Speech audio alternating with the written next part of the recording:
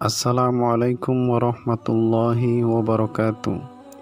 Sahabat sisi terang Islam dimanapun berada, pembahasan kali ini adalah kisah Nabi Musa dan Khidir. Kisah Nabi Musa dengan Khidir yang disebutkan dalam surat Al-Kahfi termasuk kisah yang utama. Nabi Musa pergi dari kotanya untuk mencari ilmu ketika Tuhannya memberitahukan kepadanya bahwa di bumi ini terdapat seorang yang lebih alim darinya. Dalam sunnah Nabi SAW terdapat tambahan keterangan dari apa yang disebutkan oleh Al-Quran.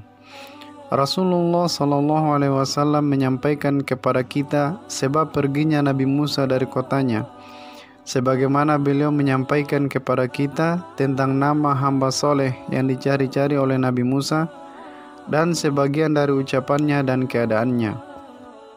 Imam Al-Bukhari dan Imam Muslim meriwayatkan dalam sahih keduanya dari Sa'ad bin Jubair.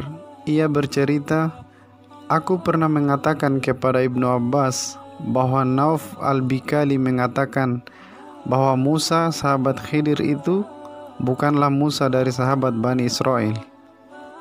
Maka Ibnu Abbas pun berkata, musuh Allah itu telah berdusta. Ubay bin Ka'ab pernah mendengar Rasulullah SAW bersabda, sesungguhnya Musa pernah berdiri memberikan ceramah kepada Bani Israel. Lalu ia ditanya, siapakah orang yang paling banyak ilmunya? Ia menjawab, aku. Maka Allah SWT mencelanya karena ia tidak mengembalikan ilmu kepada Allah SWT. Lalu Allah SWT mewahyukan kepadanya, sesungguhnya aku mempunyai seorang hamba yang berada di tempat pertemuan dua laut, yang ia lebih berilmu daripada dirimu. Nabi Musa berkata, ya Tuhanku, bagaimana bisa aku menemuinya?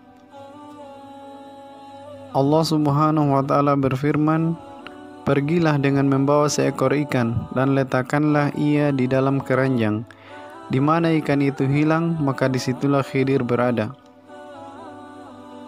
Maka Nabi Musa mengambil seekor ikan dan meletakkannya di dalam keranjang. Lalu dia pergi bersama seorang pemuda bernama Yusha bin Nun. Kemudian ketika keduanya mendatangi batu karang, keduanya merebahkan kepala mereka dan tertidur. Lalu ikan itu menggelepar di dalam keranjang hingga keluar darinya dan jatuh ke laut, sebagaimana yang digambarkan oleh Al-Quran di Quran Surah Al-Kahfi. Kemudian ikan itu mengambil jalannya ke laut. Allah SWT menahan jalannya air dari ikan itu, maka jadilah air itu seperti lingkaran. Kemudian sahabat Nabi Musa yang bernama Yusha terbangun dan lupa memberitahukan kepada Nabi Musa tentang ikan itu. Mereka terus berjalan menempuh perjalanan siang dan malam. Pada keesokan harinya, Nabi Musa berkata kepada pemuda itu, bawalah kemari makanan kita. Sesungguhnya kita telah merasa letih karena perjalanan kita ini. Rasulullah SAW menyebutkan bahwa Nabi Musa tidak merasa kelelahan sehingga ia berhasil mencapai tempat yang ditunjukkan oleh Allah SWT.